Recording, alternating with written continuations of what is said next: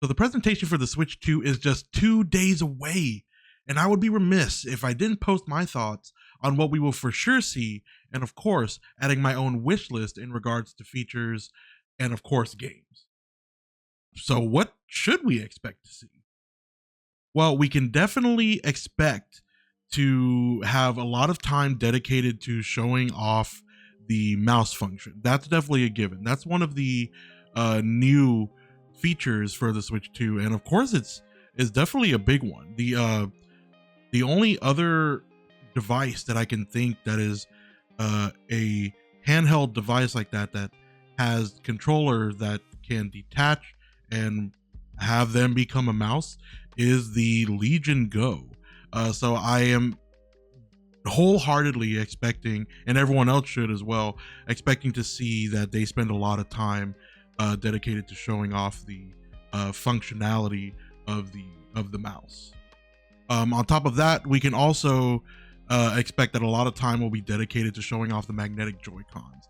That was another really big feature for the Switch 2 that everyone was ranting and raving about. So we can definitely expect to see a good amount of time dedicated to showing off that too. Because also, like the Legion Go, the Legion Go's controllers are also using very similar technology to that. And I'm really looking forward to see how far they push this new feature in terms of accessories, because we already see that they're bringing back a Joy-Con grip that is going to, of course, utilize that new magnetic feature. So I'm really curious to see where they go with that. Of course, I feel like they also have to acknowledge this mysterious C button that I just seems to still be shrouded in mystery on what it can be used for. The current speculation is that it's going to be used to connect to other devices. Some people are saying like another Switch console that can in turn make the Switch 2 become like a Wii U gamepad, which would in turn offer some possibilities for DS and Nintendo 3DS on the NSO. So that definitely has to be talked about, I imagine. Now, in terms of games, this is pretty straightforward. We can definitely expect for them to go into length on the backwards compatibility, maybe expanding more on what they mean by that, because in the reveal trailer they said that the backwards compatibility is going to stretch, of course, to the Switch games, but they said that there may be some games that are not compatible. So I'm kind of curious what those games might be. I'm kind of wondering if that means like Ring Fit or something, or other games that has accessories that were released with. But backwards compatibility is definitely going to be a big thing they touch on, because I know that's going to hit home with a lot of fans. And of course, in terms of games, we can definitely expect to see more info on Mario Kart, more footage on this new Mario Kart that they showed in their reveal trailer. Things like, more than likely, they're going to show us new characters and kart styles. There may be even a new gimmick that they're going to show off, which will be exciting. I can't imagine what else they could do, because we're already going underwater. We're already flying in the air. We have zero gravity, of course, with the Mario Kart 8. But so I'm really curious if they do add a gimmick, what that might be. But I feel like if they did add another gimmick, it will definitely be shown off. And of course, we can't forget about the 24 player races, based on some of the footage they had in the reveal trailer as well, where at the start of the race you can see that there are 24 spots for carts. So they're definitely wanting to expand on that, and who knows, maybe that might be the new gimmick for the new Mario Kart, and maybe that might be more of a return to form, where it might just be racing, but maybe they include new items or something like that. But maybe they take out some of the other gimmicks, like the underwater or the flying or the zero gravity, or who knows, they might have all of it, and I would be totally okay with that.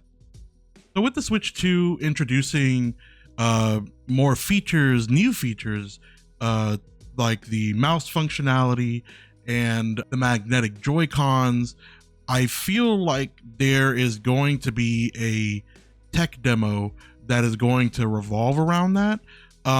Tech demo like how for the original Switch they had the 1-2 switch. For the 3DS they had like the AR cards and face raiders as kind of like the tech demo to show off what the device can actually do. If I recall correctly, I think Zombie U for the Wii U was considered a tech demo to kind of show off the how you would alternate between what's on the screen and what's on the gamepad, switching back and forth. That was actually kind of cool. And of course, everyone is speculating Mario Paint to be the tech demo for specifically the mouse functionality. Now, I personally never played it, but hey, I've seen videos of it and it looks like a fun time, and I'd totally be down. The last thing that I feel like we can definitely expect to see in the announcement would be the actual release date, where as right now, it seems like speculation and leaks are leaning on June. I would kind of hope between May and June that this would happen.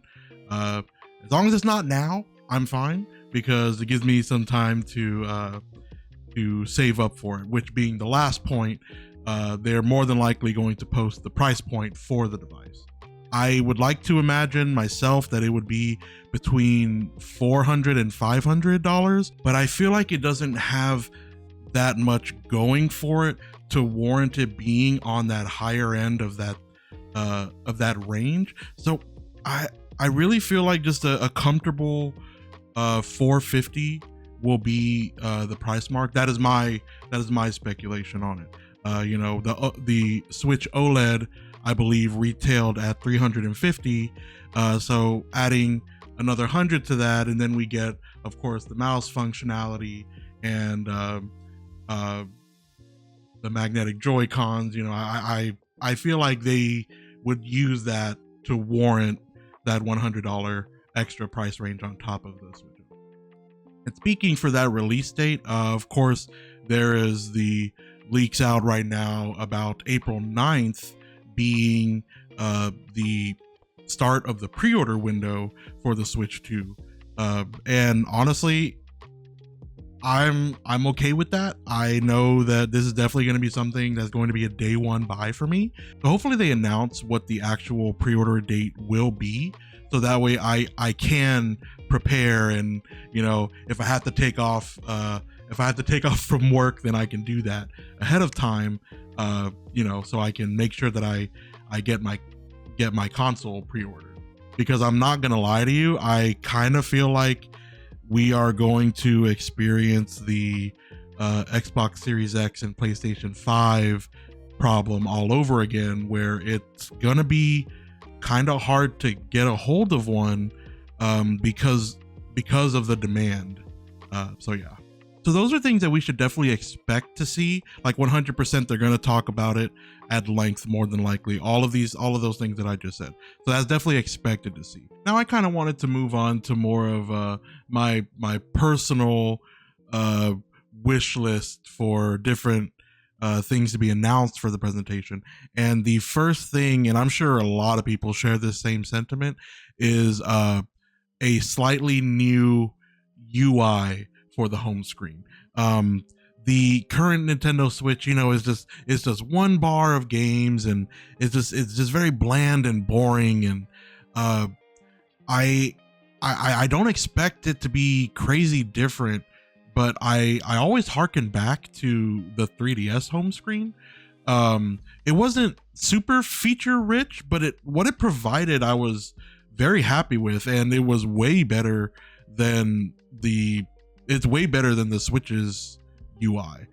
You were able to make folders. You were able to even expand the home screen to where you can make it show more icons or less Pretty much it started just like how the Switch is, where it just shows one bar with all of your games listed, but you could actually expand it to show more and more and more.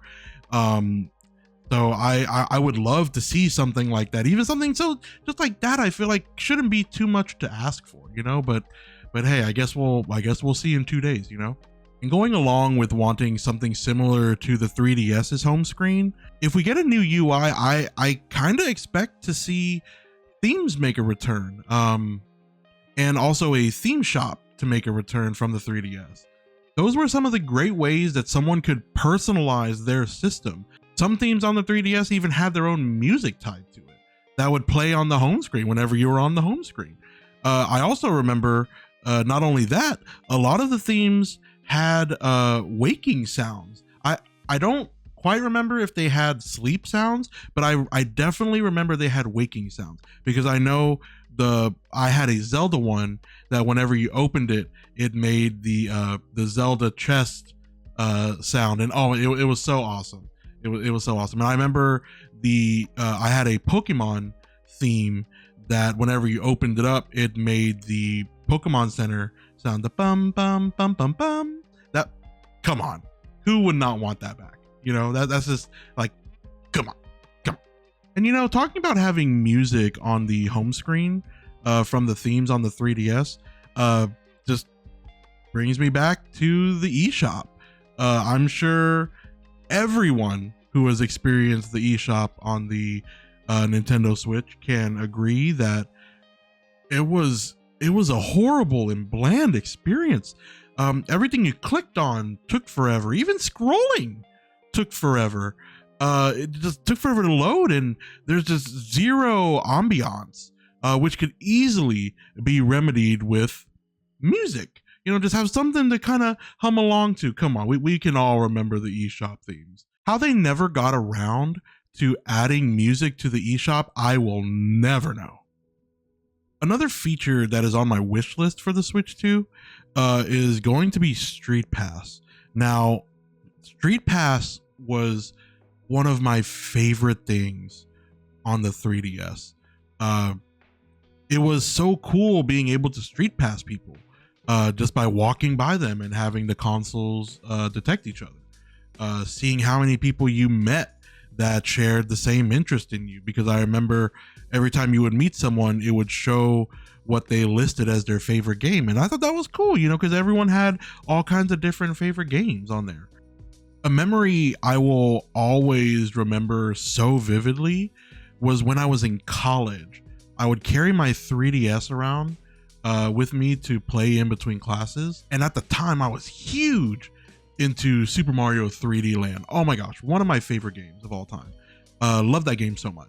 One of the Street Pass functions for that game was that it would download the personal record times for that person on specific stages if they were faster than you at beating that level. So you would go to a level and you would see at the bottom that this person beat your time and this was their time. And there was always one person that I would Street Pass on a daily basis that I am almost positive that they were competing with me for those record times, because every time I would Street Pass and it would be them and it would say the level that I just beat their time on, it would show their name and how they just beat mine. So just knowing that there was someone out there who I to this day have never met, that we were competing in that way, that was so cool, and I would love to have that back. But that is a memory of the 3DS that I will always remember. Of course, I can't have a wish list for this console without having Hall effect sticks on there. Right? I doubt Nintendo wants to go through that mess again. So I would like to hope that they will show that this console has Hall effect sticks. Another more realistic reveal for this announcement that I'm really hoping for is new virtual consoles through the Nintendo Online service. Of course, I'm highly leaning on the speculation of that C-Stick being able to connect that way, so that way we can possibly get DS and 3DS games on the Switch 2. That would be amazing. They would win hands down. Of course, another want that I have on my list is that I want them to have some sort of upres or upscaling for a select few of the current Switch titles. Of course, everyone would love to see an upscaled Breath of the Wild, upscaled Tears of the Kingdom, Mario Odyssey. The list can go on and on. So I would love to see that feature be something new for the Switch 2. And the last thing on my realistic wish list is pretty much a Pro Controller that has paddles. I think at this point it's just time for them to catch up with that trend as well. So I'm hoping to see that. So those were things that were on my realistic wish list. And of course I have things that are on an unrealistic wish list. And the first thing for me is that the dock is an eGPU. This is something that I've had on my wish list from the get-go. Like, how cool would it be that the dock had a built-in graphics card that activated when the Switch 2 was docked? This was my initial thought on how the Switch 2 could make a leap forward to kind of catch up with the graphic fidelity of the Series X and the PS5. Now, don't get me wrong. I completely understand that Nintendo is kind of in their own playing field when it comes to features that are similar to the Series X and the PS5. But hey, a boy can dream, right? And I didn't really know where to put this next one because I can totally see it being realistic, but I don't think it's going to be realistic for what they could possibly show on April 2nd. And this is going to be the announcement of an OLED model. Now, a couple years ago, I dove into the realm of OLED displays, and honestly, it's hard for me to go back. When Nintendo announced the OLED model for the Switch, I pretty much just said, take my money. They didn't have to say anything else. I was all in. I love the vibrancy that can be achieved on OLED displays, and I love that pop of color that typically you would see with OLED displays. So when I heard that the Switch 2 was going to be an OLED screen, of course I was bummed, but deep down I feel like they did that so they can capitalize on making an OLED model in the future to sell.